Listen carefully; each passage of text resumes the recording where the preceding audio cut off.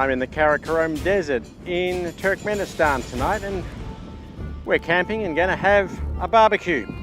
You should check out our Weber. And welcome to what any Zoroastrian would call heaven, but what everybody else calls the gates of hell.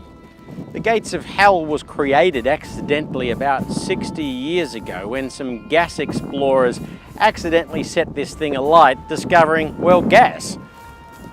Rumour has it that the current president wants to put this out, so he continued gas exploration. But I got two pieces of news for him. One, I know there's gas here. And two, I reckon it's a pretty cool tourist attraction. I've seen a lot of things in life, and this is one of the most surreal.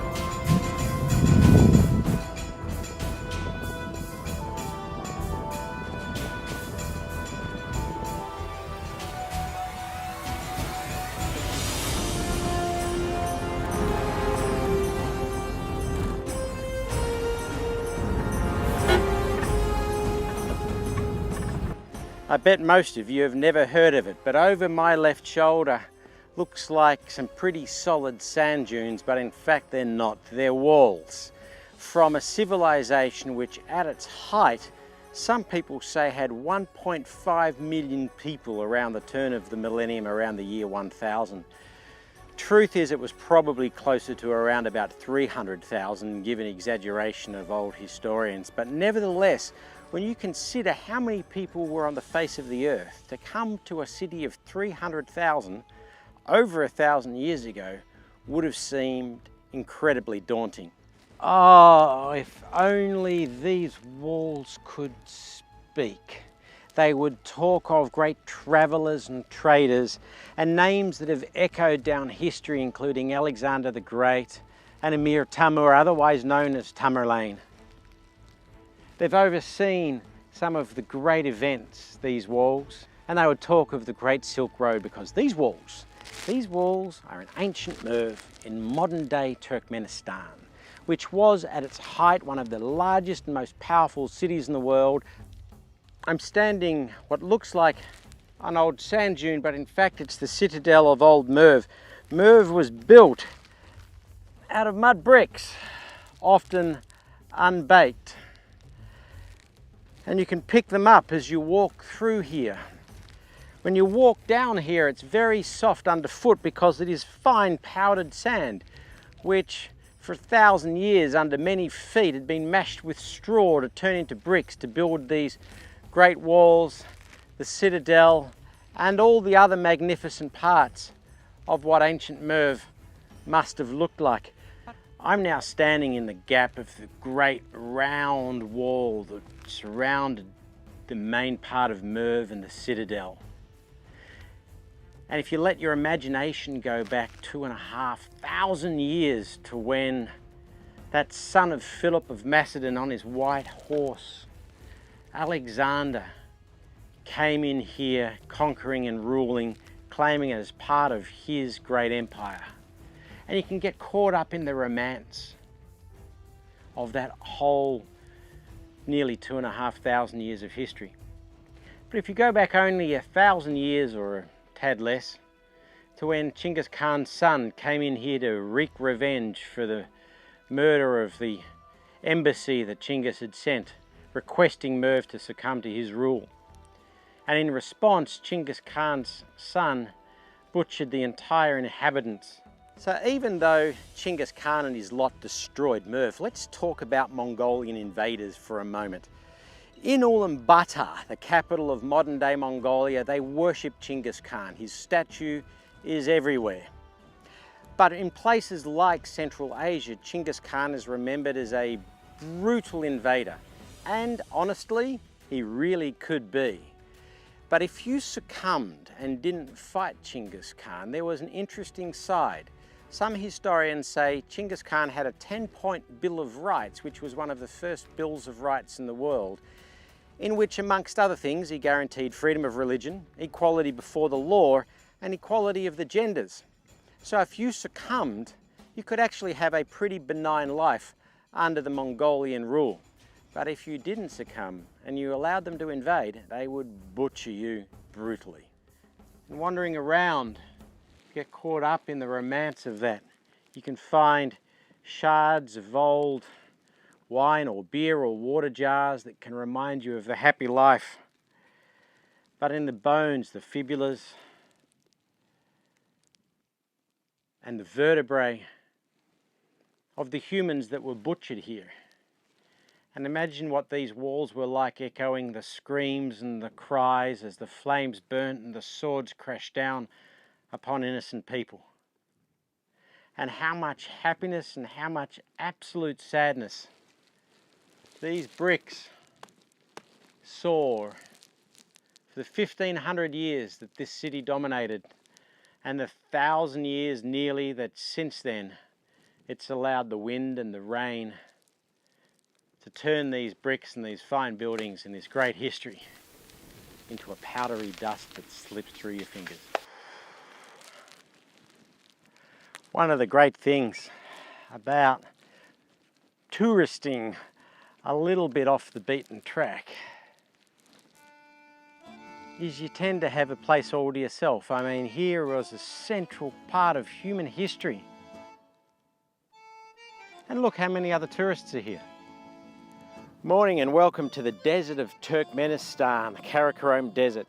And you can imagine in the days of the Silk Road that people had to pass through this territory, feeling the dust in their lungs and the sun on their faces, the heat of the day and the cold of the morning like now. And how much they would like relief from this sort of weather. We've stopped just outside Ashgabat to get our car cleaned because there's a rule here. Only clean cars are allowed inside the city. We should maybe think about that.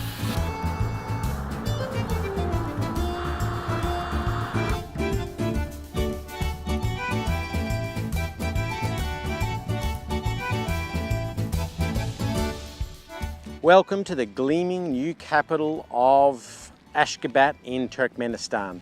I say gleaming new, but it was initially a trading oasis holding on to the edge of the Karakoram Desert until the Russians decided to make it the main trading post between Persia and Russia, I don't know, about 150 odd years ago. It then grew as a city, became the capital of the Turkmen Socialist Soviet Republic in Soviet days, and following the collapse of the Soviet Union became the capital of modern-day Turkmenistan. In the intervening period in 1948, one of the largest earthquakes ever known hit here, around about 9 magnitude on the Richter scale, about the same as the tsunami or the Fukushima earthquakes, and it completely flattened the city. After independence, they decided to completely rebuild the place and get rid of a lot of the old Soviet architecture, building it almost completely out of white marble. The Guinness Book of World Records claims this to be the best white marble city in the world. I'm struggling to think of the second. The Lonely Planet describes this architecturally as halfway between Pyongyang and Las Vegas. Having been both to Pyongyang in North Korea and Las Vegas, I don't think it's anything like the two of them. But there is some of this amazing new architecture around. I think it's more like Dubai. It is perched on the edge of the desert. You come from the dry hills down into the green oasis and surrounded by this beautiful marble. Like a lot of Central Asian new cities, it is bristlingly clean. You could almost eat off the streets. The cleanliness is taken to another level when you realise what I'm walking through right now is not a hospital ward, but a street underpass. The building of Ashgabat has been funded from the oil and gas money that this country has. About 80% of this country is desert. There's a cotton crop in the north on the border with Uzbekistan, draining water from the Aral Sea, thanks to Joseph Stalin. Cotton fields like this was one of Stalin's great ideas of let's use the water resources to create a cotton crop, which means countries like Uzbekistan and Turkmenistan have huge cotton crops and huge fields, and they use a lot of water, which is why the Aral Sea is shrinking and why we see a lot of salinity in the soil. But the main economic driver is oil and gas, and it is the fossil fuel industry that is driving this economy. You do see in the capital here in Ashgabat a lot of money being spent and a lot of infrastructure being built. Like a lot of the other Central Asian states though, when you move outside of the capital, you can see economic development hasn't fully reached the rest of the country. Hasn't fully reached is a nice way of saying a lot of villages still live in a way probably largely unchanged from the Soviet days. But that having been said, when you come off the hills, come out of the Karakoram Desert, and you hit this white marble oasis, it feels kind of surreal. Thought I'd come to the camel market today. See if I can buy a camel. I've just had one of the more unusual tourism experiences that I've had, where the guide took us to dinner to a food court in a shopping centre.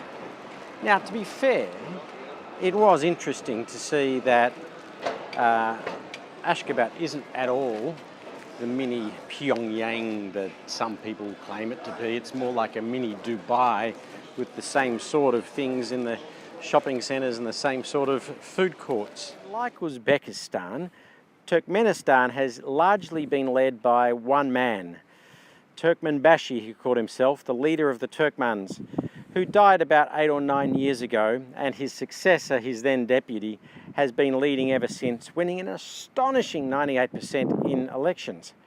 I have a great deal of faith in those results. So many of the international observers do question Turkmenistan's human rights record, its democratic record, its liberal record. But it is delivering some degree of economic growth into a country which was a Soviet backwater at best.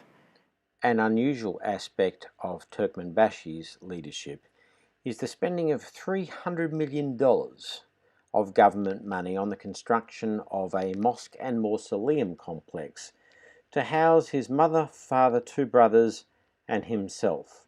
Whilst you might have sympathy for the fact that his brothers and mother died in the 1948 earthquake and his father died in World War II, it is this type of dictatorial spending without accountability that makes you concerned for the future of a country.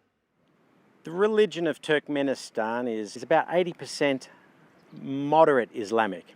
When I say moderate, I say coming out of that forced secularism that existed in the Soviet Union days.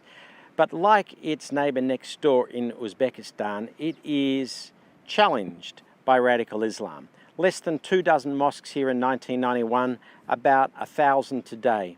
Bordering both Iran and Afghanistan, Iran is searching for influence here in Turkmenistan, and the Fergana Valley, which Uzbekistan and Afghanistan share, you see a growing militancy existing and forcing a new version of Islam on some of the occupants.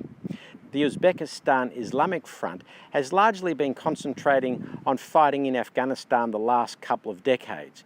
And the question now comes whether that growth will move into southern Uzbekistan and eastern Turkmenistan to give the authorities another problem to deal with, growing radicalization of Islam. I'm still trying to figure Turkmenistan out. On the surface, it's very easy to say this is a mid-level economy growing on the back of an oil and gas industry. And it's easy to say it is a former Soviet republic that hasn't made a full Western-style transition to democracy. However, when you look more deeply and start to ask this question, when did the Turkmens have a Western-style democracy? Certainly not the Soviet Union, not in Tsarist Russia, not in small Khanates, not under Tamerlane, not under Alexander the Great, and not under any of the Arabic traders. So culturally, this is not a country that demands that sort of thing. And while people on the street will tell me, oh yes, they don't have Facebook and no, they don't have Twitter, they recognize those sorts of freedoms are not theirs to have, but they don't reach out and cry for them either. While there is an economic payback and provincial towns can have hotels like this, people see that their country is moving forward and experimenting with independence in a way that they want to. Yes, there are human rights abuses. Yes, there's political repression. But on the streets, there's not a feeling of danger. There's not a feeling of being in a repressive society like it did when I was in North Korea. Indeed, when I walk through the markets and you can happily engage and talk with anyone, we, as tourists, are a passing curiosity as best. We're not actually that interesting to them.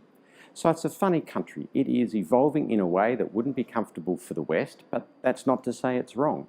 It's a country that is getting economic growth, which is good. It's a country which still has a number of challenges around freedoms and around human rights and around terrorism.